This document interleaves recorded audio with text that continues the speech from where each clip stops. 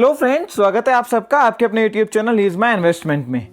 एक और आईपीओ की लिस्टिंग कल मंडे को होने जा रही है। रियलिटी सेक्टर का one of the biggest IPO Macrotech developers यानी कि लोधा की लिस्टिंग कल होने वाली है।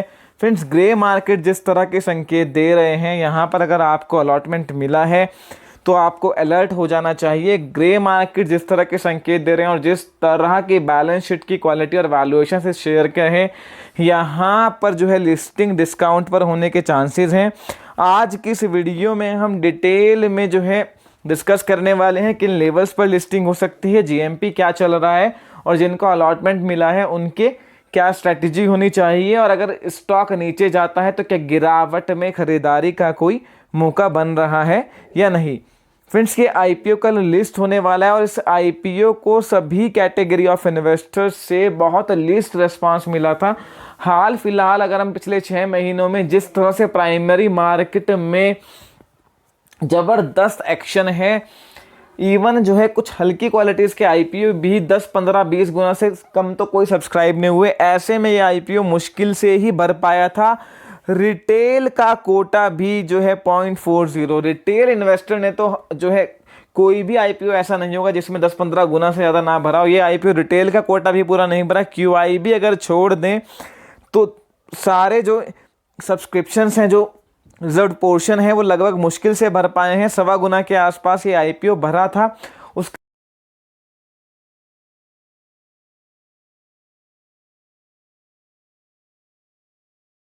कोशिश करी है अपनी कंपनी को लिस्ट कराने की, डीआरएचपी फाइल किया, पर जो है कुछ ना कुछ कारण से दोनों बार ही टल गई। इनकी जो लिस्टिंग थी, आईपीओ लाने का प्लान था, वो टल गया मार्केट सेंटिमेंट की वजह से। फाइनली इस टाइम जब लगभग सारी कंपनीज ही अपना आईपीओ लेके आ रही हैं, ऐसे में ये आईपीओ भी जो है इस बूम में पूरी तरह से भर गया है और फंड जो है कंपनी ने जुटा लिया है। 483 से 486 रुपये जो है इशू प्राइस था। ग्रे मार्केट प्रीमियम जीएमपी की बात करें तो जीएमपी को लेके शुरू से ही, जब से इस आईपीओ का अनाउंसमेंट हुआ है, ग्रे मार्केट में एक्शन ना के बराबर है। करंट में इसका जीएमपी 0 से 5 रुपये या -5, -10 मान लीजिए, क्योंकि ग्रे मार्केट में अनलिस्टेड शेयर्स में कोई ज़्यादा ट्रेडिंग ही नहीं हो रही है, तो नील जीएमपी के आसपास ये स्टॉक ट्रेड कर रहा है। फ्रेंड्स, ये कंपनी बुरी नहीं है। इन टर्म्स ऑफ इन्वेंट्री जो है सबसे बड़ी जो है रियल एस्टेट कंपनी है ये, और मार्केट कैपिटल के हिसाब से डीएलएफ के बाद सेकंड लार्जेस्ट कंपनी हो जाएगी लिस्टिंग के बाद में। पर यहाँ दो कंसर्न बहुत बड़े हैं। एक तो ये कि वैल्यूएशंस बहुत ज़्यादा महंगे हैं और एक कंपनी की जो डेट है वो बहुत हाई है।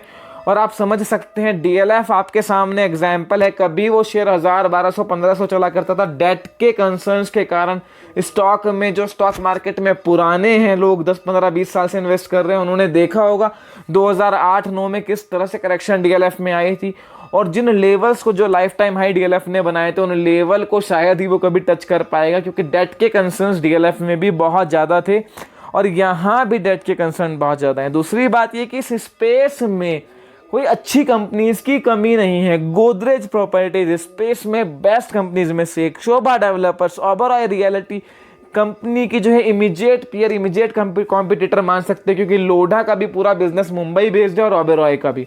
इसके अलावा डीएलएफ जैसी कंपनी लिस्टेड है जिसकी हम बात कर रहे थे। तो इस स्पेस में कोई अच्छी कंपनीज की कमी नहीं है। अब बात आती है कि लिस्टिंग पर स्ट्रैटेजी क्या होनी चाहिए। फ्रेंड्स, 450 से 480 की रेंज में ये स्टॉक लिस्ट हो सकता है।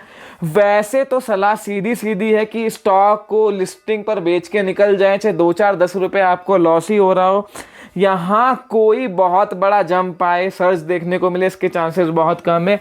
पर कुछ एक शेयर्स में, जैसे बारबेक्यू नेशन एक एग्जाम्पल है, जहां पर कभी कभी लिस्टिंग के बाद ऑपरेटर्स एक्टिव हो जाते हैं और स्टॉक एकाएक बढ़ जाता है।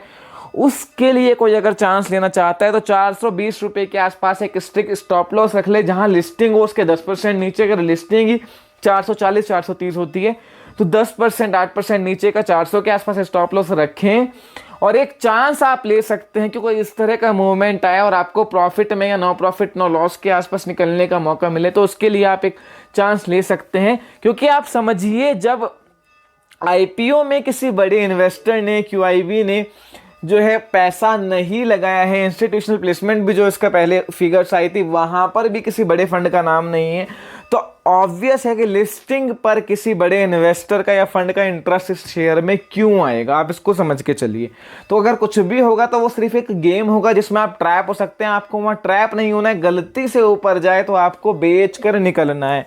अब बात आती है कि अगर नीचे आए तो क्या एंट्री लेनी है? जी नहीं। अगर ये स्टॉक आपको 400 410 भी मिले तो फिलहाल के लिए एंट्री मत लीजिए बिल्कुल भी, और क्विक गेन के लिए तो बिल्कुल भी नहीं। स्टॉक को एटलीस्ट 10 15 20 ट्रेडिंग सेशन सेटल हो जाने दीजिए, उसके बाद फिर से हम रिव्यू करेंगे कि किन लेवल्स पे खरीदने के लिए जो है लेवल्स अट्रैक्टिव बन रहे हैं।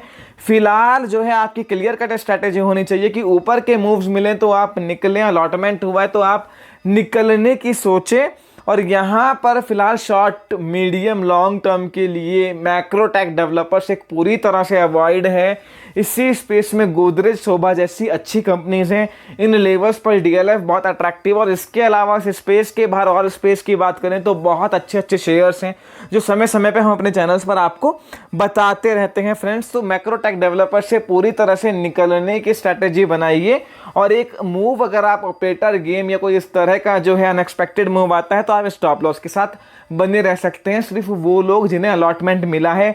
और हाँ, अगर अलॉटमेंट मिला आपने नहीं बेचा तो बॉटम फिशिंग करने की कोशिश ना करें कि बॉटम पे एवरेज करें, एवरेज करने की कोशिश ना करें। आपका पूरा ध्यान निकलने के लिए ही होना चाहिए। अनलेस एंड अनटिल आप एक ऐसा शेयर पोर्टफोलियो में रखना चाहते हैं कि आप 2-3 साल वेट करें, आपको टाइम का कुछ नहीं है, 3 साल बाद भी आपका भाव आएगा, प्रॉफिट आएगा तो आप लेंगे तो एक अलग बात है। पर उसके लिए भी मैं कहूँगा कि अच्छी क्वालिटी के एक से एक शेयर मार्केट में अवेलेबल हैं, लोढ़ा की जगह आप उनमें पैसा लगा सकते हैं। फर्दर आपकी कोई भी क्वेरी इस वीडियो को लेकर हो, इस आईपीओ को लेकर हो, feel free to ask me in the comment section. Is my investment को सब्सक्राइब करना ना भूले, वीडियो को लाइक कीजिए, दोस्तों के साथ शेयर कीजिए। Thank you.